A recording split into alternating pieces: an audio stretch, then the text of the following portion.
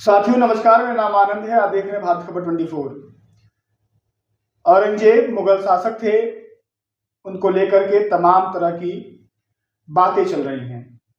खास तौर से अगर अभी बात करें हालिया मामला नागपुर में जो हिंसा भड़की है, वो उन्हीं से जुड़ा हुआ मामला है। छावा फिल्म आई जिसमें विक्की कौशल संभाजी महाराज की भूमिका में थे। उसमें जिस तरह से दिखाया गया कि औरंगजेब ने उनको कहा कि आओ और इस्लाम धर्म कबूल कर लो, मैं तुम्हें छोड़ दूंगा। वो नहीं मानते हैं। उसके बाद से उस फिल्म में दिखाया गया है कि तमाम तरह की प्रताड़ना उनको दी जाती है, वो सब आपने देखा होगा। उसके बाद से अबू हाशिम आजमी समाजवादी पार्टी के विधायक हैं महाराष्ट्र में। उन्होंने कहा कि औरंगजेब को जिस तरह से फिल्म में दिखाया गया है, औरंगजेब उतना भी क्रूर नहीं था। उसके बाद से सियासी बवाल मच गया। वहां पर महाराष्ट्र की विधानसभा से उनको सस्पेंड कर दिया गया। उसके बाद तमाम तरह की बातें की जाने लगी। जो वहां पर औरंगजेब की मृत्यु के बाद जो उनका मकबरा बनाया गया है, लोग मांग करने लगे, विश्व हिंदू परिषद के, बजरंग दल के लोग, कि ऐसे शासक की, ऐसे क्रूर शासक की जो मकबरा है हमारे देश में इसकी जरूरत नहीं है, वहां से हटवा लिया जाए उसको, नहीं तो वही हाल होगा जो बाबरी मस्जिद का हुआ था 1992 में। तमाम तरह की ऐसी चीजें आने लगी। उसके बाद फिर अफवाह उड़ी कि कुरान की प्रतियां जलाई गई हैं, पत्थरबाजी हुई है। उसी को लेकर के जो तमाम हिंसा हुआ, बहुत सारे लोगों की वहाँ पर बहुत सारे लोग चोटें आई हैं, पुलिस के आला अधिकारी भी उसमें है, शामिल हैं। तो आखिर औरंगजेब जो नहीं है इस समय, उनके बारे में लेकर के या उनके कैसे व्यवहार था, विचार था, उस पर इतनी बातचीत करनी जरूरी क्यों है? तमाम और मुद्दे हैं देश में, महंगाई, बेरोजगारी। महाराष्ट्र में आए दिन हर रोज 8 किसान आत्महत्या कर रहा है। महाराष्ट्र में भुखमरी है, वहां पर पैसों की दिक्कत है, आर्थिक तंगी है किसानों के पास। जो तमाम खाद, सिंचाई की जो भी चीजें दिक्कतें हैं, उन पर बातचीत ना होकर के किन मुद्दों पर बातचीत हो रही है, वो आप लोग सोचिए। इन्हीं सब मुद्दों पर विस्तार से बातचीत करने के लिए मेरे साथ इसमें डॉक्टर संदीप यादव जी मौजूद हैं, डीयू के प्रोफेसर हैं। इनसे बातचीत करेंगे, समझेंगे कि औरंगजेब जरूरी है इस समय देश में, या नौकरी, शिक्षा, रोजगार, महंगाई पर बात होनी जरूरी है। सर, बहुत बहुत स्वागत है आपका। हाँ बिल्कुल आनंद, ऐसा है कि इस देश में नौकरी, स्वास्थ्य, शिक्षा और उस भारत की जनता से जुड़े हुए जो मामले हैं, उनको जनता से न सुनना पड़े या जनता उनको न उठाए, क्योंकि भारत की जो शेयर मार्केट है वो बुरी तरह से कोलैप्स कर गया है, हालत खस्ता है उसकी। और आप देख ही रहे हैं कि सरकारी अस्पतालों की, शिक्षा की और उस तरह से हर सेक्टर की हालत खराब है, नौकरियों में हालत खराब है। भारत दुनिया का सबसे युवा देश है। अब स्थिति आती है कि दुनिया, जब एलन मस्क मार्स पर, माने मंगल ग्रह पर जब जीवन तलाश रहे हैं, वहाँ पे कॉलोनी बसाने की सोच रहे हैं, वैसी स्थिति में भारत में लोग 300 साल पहले बनी हुई कब्र, जो 1707 में बनी थी, करीब 1418 साल पहले, उस क्षमा करिएगा 318 साल पहले, उसको खोदने के लिए ललायत हैं। वो उस कब्र को खोदने में गौरवान्वित महसूस कर रहे हैं। कारण ये है कि अबू आजमी जो समाजवादी पार्टी के महाराष्ट्र में विधायक हैं, उन्होंने महाराष्ट्र असेंबली में ये कहा था कि औरंगजेब को जिस तरह से अभी मीडिया पोर्ट्रे करती है, वैसे वो नहीं थे, वो उतने क्रूर नहीं थे। अब उन्हीं के बयान को लेकर भारतीय जनता पार्टी ने बवाल मचाना शुरू किया कि ये औरंगजेब की संतानें हैं, औरंगजेब के लोग हैं, जबकि हकीकत में देखा जाए तो जो औरंगजेब की सेना थी या औरंगजेब का प्रशासन था, उसमें 30% जो अधिकारी थे वो हिंदू थे और महत्वपूर्ण पदों पर थे 30% लोग। जय सिंह हो, जसवंत सिंह हो, ये सभी बहुत बड़े रिलायबल आदमी थे औरंगजेब के। तो औरंगजेब अगर ऐसा होता तो इस तरह की चीज़ें नहीं होती। औरंगजेब के ऊपर आरोप लगता है कि उसने भारत में 80 से ज़्यादा मंदिरों के ऊपर हमले किए। एक्चुअली हमले औरंगजेब ने वही किए जहाँ के शासकों ने उनकी बातों को मानने से इनकार कर दिया, उनके खिलाफ वादा खिलाफी की या उनके खिलाफ एक तरह से एक बिगुल बजाया।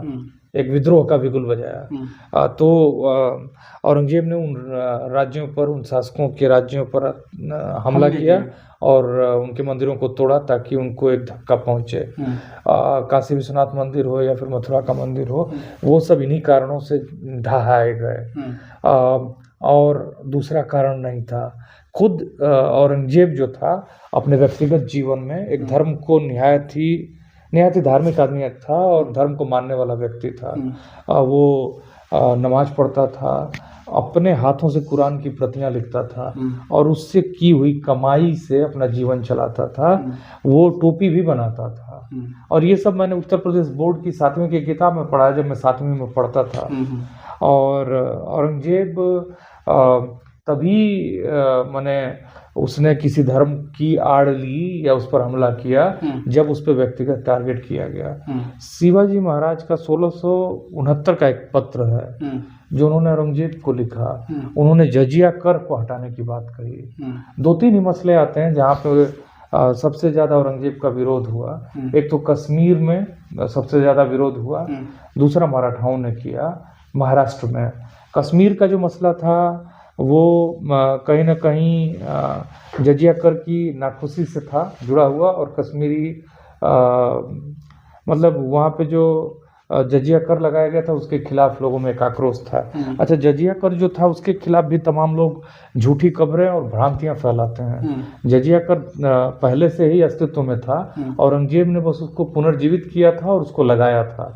उसने अपने मुसलमानों पर ज़्यादा टैक्स लगाए थे और उसने अमीर हिंदुओं पर वो टैक्स लगाए थे, गरीब हिंदुओं पर नहीं टैक्स लगा हुआ था। तो ये वो जो तथ्य है वो पूरा मीडिया आपको ठीक ढंग से नहीं बताता है, सच्चाई को नहीं बताता है। तो इसीलिए औरंगजेब जो है, जैसा भी कैरेक्टर था, उसमें ये था कि औरंगजेब ने व्यक्तिगत खुन्नस में किसी धर्म को कभी हानि नहीं पहुंचाई। शिवाजी ने 1469 में जो पत्र लिखा था वो जजिया टैक्स के खिलाफ लिखा था और उन्होंने भी कभी इस्लाम को टारगेट नहीं किया। तो जो कोई भी उनको हिंदू मुस्लिम हिसाब से देखता है वो शिवाजी के चरित्र के साथ भी न्याय नहीं करता और औरंगजेब के चरित्र के साथ भी न्याय नहीं करता है। क्या आज की पीढ़ी को औरंगजेब चाहिए कि नौकरी, शिक्षा, रोजगार चाहिए? सरकार से सवाल पूछे वो कि हमें आपने नौकरी का वादा किया था, या आरक्षण को लेकर के जो तमाम चीज़ें चल रही हैं उस पर, या देश में स्वास्थ्य व्यवस्था कैसी है, विश्वविद्यालय बन रहे हैं कि नहीं बन रहे हैं, हमारी विश्वविद्यालय की रैंकिंग कहाँ पर है, या किसानों के हालात कैसे हैं, ट्रैफिक व्यवस्था कैसी है, इन पर बात करनी चाहिए कि औरंगजेब जरूरी है? एकदम जरूरी नहीं है औरंगजेब, क्योंकि औरंगजेब हमारी विरासत का हिस्सा है, इतिहास का हिस्सा। औरंगजेब को जानना जरूरी है, लेकिन अभी फिलहाल हमको अपने अस्तित्व के बारे में संघर्ष करना है। औरंगजेब, जैसा कि मैंने आपसे बताया कि औरंगजेब जो था, उसकी सेना में 30% लोग जो थे वो हिंदी ओरिजिन के थे, और उसके जो गुरु थे वो एक सूफी संत थे, सैयद जुनैद सिराजी, जो इराक के एक बहुत ही महत्वपूर्ण शहर से आए थे जिसका नाम सिराज था। इराक से आए थे वो, और वो खुलताबाद में रहते थे। वहीं पर उसी खुलताबाद में औरंगजेब को दफनाया गया। उसने कहा कि मेरे गुजरने के बाद मेरे गुरु की कब्र के बगल में मुझे दफनाया जाए। तो जो सैयद जुनैद सिराजी थे, उनका जो दर्शन था, उनका जो सोचना था, वो एक मानवतावादी सोच के आदमी थे। वो मानवतावाद में विश्वास रखते थे और उन्होंने कभी किसी धर्म को हानि पहुंचाने में कोई इंटरेस्ट नहीं लिया। तो औरंगजेब भी कहीं ना कहीं उनसे वो प्रेरित भी था और उन्हीं के जैसा था। मैंने कहा कि उसने उन्हीं को हार्म किया जिसने उसको हार्म किया, युद्ध किया। तो ये जो आपका सवाल था कि क्या जरूरी है? हाँ, जरूरी यही है कि हमको विकास की बात करनी चाहिए। देखिए, विरासत जरूरी है जानना, इतिहास को, कि औरंगजेब कौन था, शिवाजी महाराज कौन थे, और वो जो युद्ध हुआ संभाजी महाराज कौन थे। लेकिन हमको ये भी जानना जरूरी है कि हमारी बेरोजगारी हमारे युवाओं की जान ले रही है, हॉस्पिटलों की कमी हमारे लिए बहुत बड़ी समस्या हो रही है, शिक्षा में इन्वेस्टमेंट बहुत बड़ी समस्या है। शिक्षा में 6% GDP के हिसाब से खर्चा होना चाहिए, वो अभी तक नहीं हो पाया है। जबकि बड़ी बड़ी बातें की गई कि ये विश्वविद्यालय खुलेगा, वो विश्वविद्यालय खुलेगा। जितना UPA 2 में कांग्रेस ने शुरू किया था वही नहीं खोल पाए हैं, उतना ही। तो ये वो मामले हैं जिसको देखना होगा, क्योंकि औरंगज़ेब हमारी विरासत का हिस्सा था, हमको उसको बचा के रखना है और वो हमारा इतिहास था, इसमें कोई दो राय नहीं है। लेकिन उसके लिए आप अपना भविष्य खराब करें, ये कहीं से भी ठीक नहीं है, पूरी तरह से गलत है।